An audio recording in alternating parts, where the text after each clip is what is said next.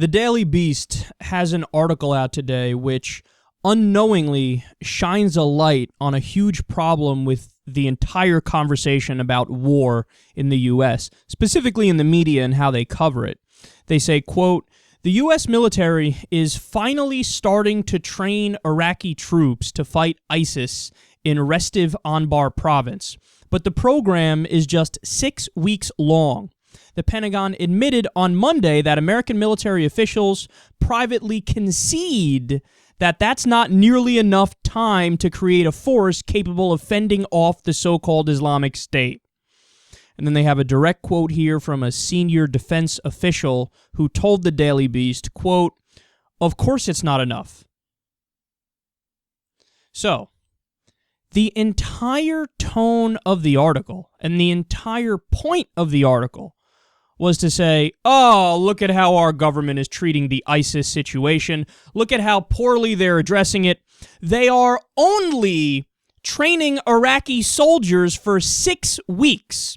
What a shame. They should be training them more.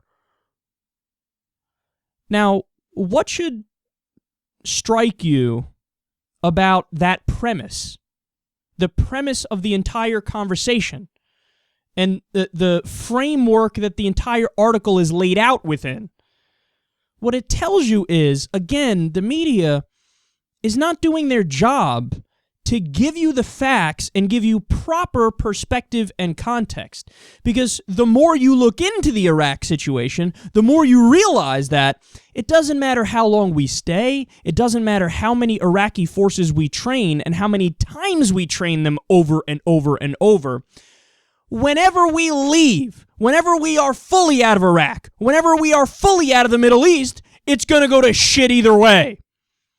But they have the entire conversation buying into the assumption that, of course, the United States of America can do something about it, and of course, the United States of America should do something about it. Well, I got news for you. We don't believe in the premise that you wrote the article based off of.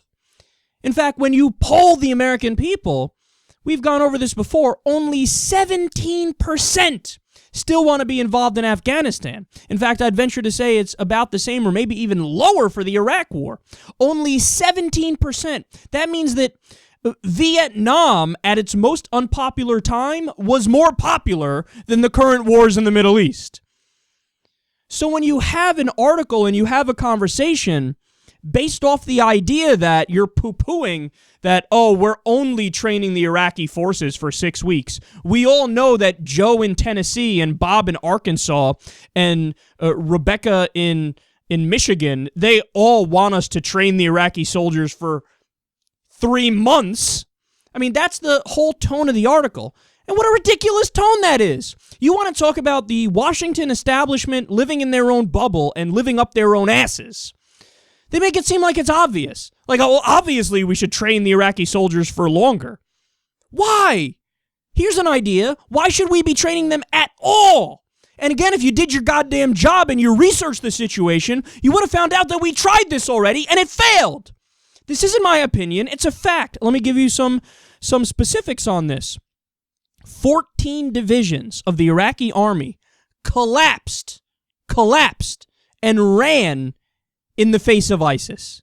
14 divisions. You know what that means? It's a puppet army. They're just sitting there and waiting for their paychecks that are backed by the U.S. taxpayer. Why should we be paying that? Why should we be paying that when they're not going to do their goddamn job anyway? And now you want to double down and try it again. I got more for you. 30,000 soldiers. 30,000 Iraqi soldiers ran away from about 1,000 ISIS militants. This, of course, was, what is it now, about 8 months ago or so? $1.6 billion is now being spent to train and equip the Iraqi army again. $1.6 billion. There are 2,140 troops, American troops, that are now back in Iraq. Because, of course, if we keep trying the same thing over and over, it might work, right? Wrong. In fact, that's the definition of insanity, but we're going to try it again anyway. 50,000 soldiers we're paying, and they don't exist. 50,000 Iraqi soldiers. That costs us $380 million a year at least. we're referring to them as ghost soldiers. And the genius idea of the dipshits in Washington is, let's try it again. Let's do this again and maybe fund more ghost soldiers and piss away all of our tax dollars. And then at the same time this goes on, what do they tell us? We don't have the money to turn the water back on in Detroit. My ass, you don't have the money. You just don't want to do it. You have different priorities. And that, of course, has a lot to do with the military-industrial complex. And then finally, we already spent $25 billion on the Iraqi army. $25 billion for an army that collapsed when there was a small force that pressured them. $25 billion. And again, their response is, just try it again. How about we go in the exact opposite direction? How about we accept and acknowledge that no matter when we leave Iraq, no matter when we leave Afghanistan, no matter when we leave anywhere, whenever we stop doing drone strikes in Pakistan, Yemen, and Somalia, all of this stuff, there's always going to be unrest, there's always going to be a militant issue, there's always going to be a problem. But it's not our problem because we are just making it worse. I'm not saying that, when we leave, it's going to turn into a utopia over there. That never was our argument, and it's not our argument right now. Our argument is it's none of our business anymore.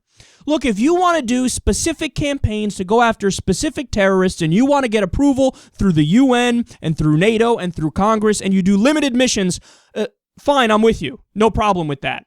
But when you do these endless wars and you blow trillions of taxpayer dollars, and then you have the nerve to look us in the eye and say, it's working.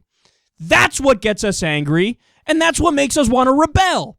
Because we see the numbers. More terrorists have been created since we started the war on terror. It's been an abject failure. It's just like the war on drugs. If the goal was to get people off of drugs, the exact opposite happened. You blew $1 trillion, and more people are taking drugs now. This is the same thing with the war on terror, and when we leave, it's going to go to shit again, and guess what? None of our business either way. Stop wasting U.S. tax dollars. Stop being responsible for the deaths of civilians in these places. Let's get out of there and end the American empire because it's good for nobody and it makes no sense.